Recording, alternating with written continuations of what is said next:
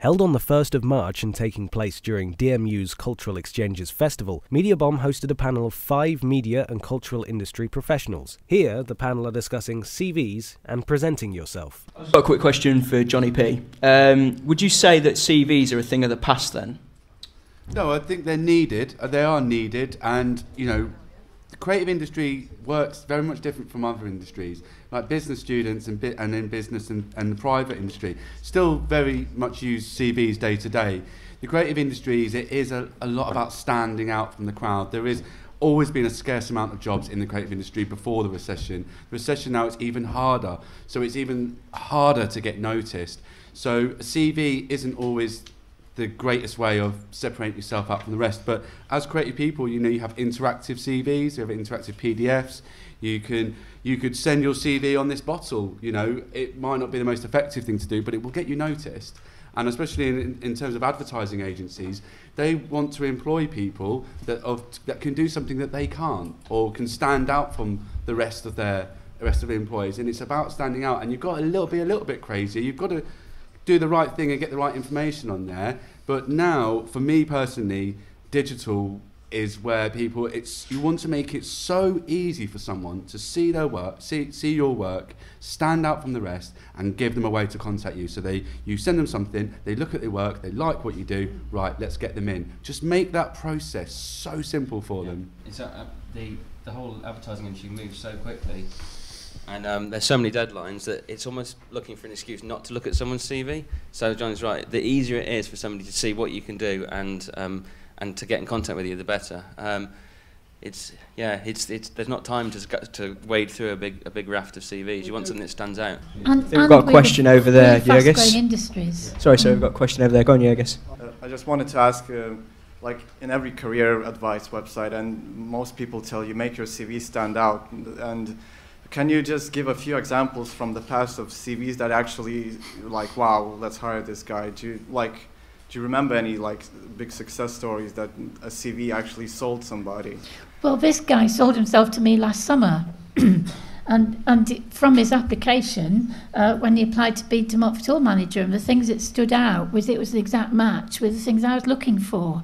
And so beautifully crafted, pertinent, relevant, and showing what we want. So if it says you want creativity in the job and the advert for the job, go for creativity and demonstrate that, but stick to the point. It's the same thing with what you were saying about the QR code. What you're looking for is somebody who is really, really creative. Whoever you're targeting, which is a key thing in marketing, might be looking at somebody who's good at organising, might be looking at somebody who's a great team worker, but you need to think not from yourself, but what do those people want? Usually we want somebody who can spell, we want somebody who's good at writing, and we want somebody who can put together a good application of whatever sort it is. And my horror story is the number of people, now that all our job applications are online, who send these pathetic emails afterwards, after the closing date, saying, we're really sorry, but I couldn't make it work. Now, we might have a clunky system. Get your application in 3 days earlier, so that if it doesn't work, you make sure it gets in. And I think if you can find anyone that's famous and been dead for a while in the next 4 years, Sarah will be really pleased about that as well. Yeah. Can you build on anything you said after the QR code? I got one through the other day, which was it was shaped like a Maltese cross, which is essentially a box that folds out, so it's square but it all folds out. There was nothing in it that was different from any other CV. It had everything I needed. It had name, qualifications, experience, but it was just a bit of thought had gone into it. So we're going to have a bet for an interview. It might be that there's nothing in there that the guys who sent me just a normal CV had in it, but it's just something a bit different that made me think, I've put a bit of thought into this, because at the end of the day, if you're working in the creative industry, all you do all day is have to think creatively. If you can't think creatively about yourself when you're presenting yourself, how are you going to think creatively when you're presenting work to clients? It's the most important. You don't have to put anything different in it because the way you're taught, your name, your qualifications, so on. It's just how you show it. I mean, the QR codes, they just led to things work that he'd done. So rather than just putting, I worked at so and so and I did this, it just had a link that I could go and have a quick look and then just close it down rather than doing research. It's all about getting everything to me quickly. When I worked in recruitment, it was all about skills, personality, experience, qualifications, and your most important thing. And it's amazing how some people send the same CV to different sectors. Yeah. Yeah, You know what I mean? It's about tailoring your personal profile. Yeah. And research who you're sending it to as well. There's nothing worse than you get an email through and you can tell that somebody's copied and pasted something and it's just slightly different font. Just look at who you're applying to, see which clients they work with. Have a look at the website and see what work we do and say, right, well, I liked what you did on that and I liked it because of this. Just put a bit of thought into it before you send it through. Okay. Get the name right. Yeah, get it's the a name bit right. Get my name Don't right, put yeah. Sir or Madam. That's really annoying. It's sort of what I was getting at before when I said bring something of yourself into it. Like John was saying earlier, you've got to think about who you're selling to. Yeah, if you're going to a design agency, then make your application look like it's been really crafted and well designed. If you're going to a digital agency, make sure it's a bit more quirky and linked to Twitter or something like that. You know, when I was working I was a very lowly production assistant. We got sent a CV on a piece of film. Now you won't recognise what film is. You know, film with bromides, really old Dark Ages stuff. But it was part of the old advertising process, and it was sent in to the ad agency on a piece of film. They didn't get the job because the chairman couldn't bloody read it. But you know, but he thought about the audience he was talking to. When I worked in Derby at the Playhouse in Derby, I got sent a great application, and it was done as a show poster. It was done as that person with their head on it, with all their attributes and as if it was a show poster. So think about where you're sending your CV, your information to it, and make it relevant to them. And that's what I mean about bring something of you out into it as well, because that stands out a mile. Yeah, we've got some tweets in on hashtag AskMediaBomb, so if you want to get any tweets, you can do so on hashtag MediaBomb. Can we ask the panel what is the most outrageous thing they've done to stand out? And we'll start with Jamie. Probably nothing that one have on video. What's a video? Yeah. Me personally. Yeah. Keep it clean. I'm just looking down. Is there anything I can say? Would anyone like to go first? You can straight away. I'll go first. I went to a management centre training event day where it was all about fundraising, and it wasn't the most outrageous thing, but it was pretty funny. Is that this guy just held up a £20 note and said, "Who'd like that £20 note?" And I said, "Oh, I'll have it." And I was the only one in the audience that actually went for it, and I got £20. Okay, I've got one. It's It was not for me, but it was to try and get work for the agency. We couldn't get in to see this company, and they were at a dairy. So we two of us, not me personally, thankfully, dressed up as a cow, and went and sat in the director's office and waited for him to come back.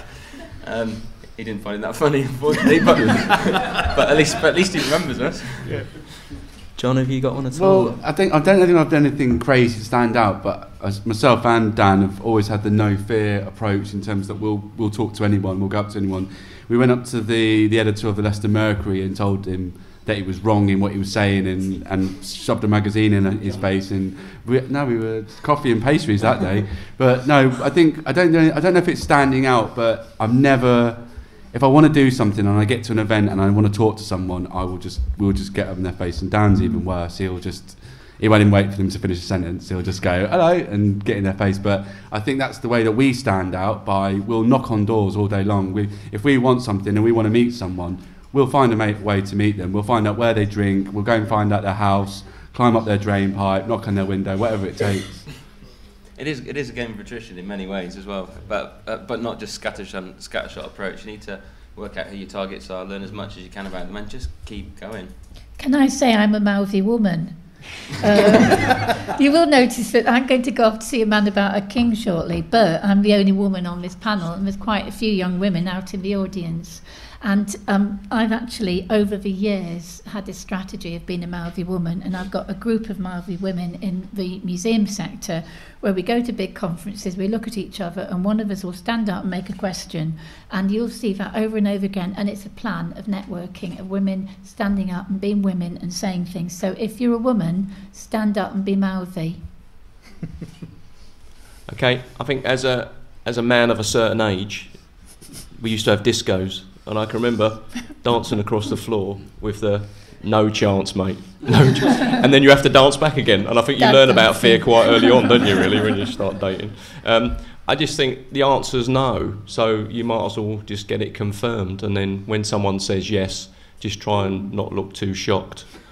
about it. And I think it literally is just about asking for that opportunity. You know, if you want a work experience, if you want a one-to-one, if you want to have a coffee with someone, it is amazing, and it doesn't matter how important they are or how famous they are. It's the mere fact that someone asked them. I met a guy called Bob Patmore once, and he turned up in a helicopter. And the first slide he put up was his Bentley Marsan Turbo with his personalised number plates. And he told the story of a guy when the mobile phone industry first started, who said he walked up to him and said, "You're Bob Patmore." He said, "I've got these mobile phones, you're going to want two." He said, and he sold up. And I think it's about never not selling yourself, you know, in the right way, what you stand for, what you're about. And that's really where, with LinkedIn and your online profile, you know, if you're going to live your life a certain way outside who you want to be from a career, then fine, but make sure you separate it. Yeah. You've been listening to a soundbite from Media Bomb 2013. To find out more, go to facebook.com/MediaBomb.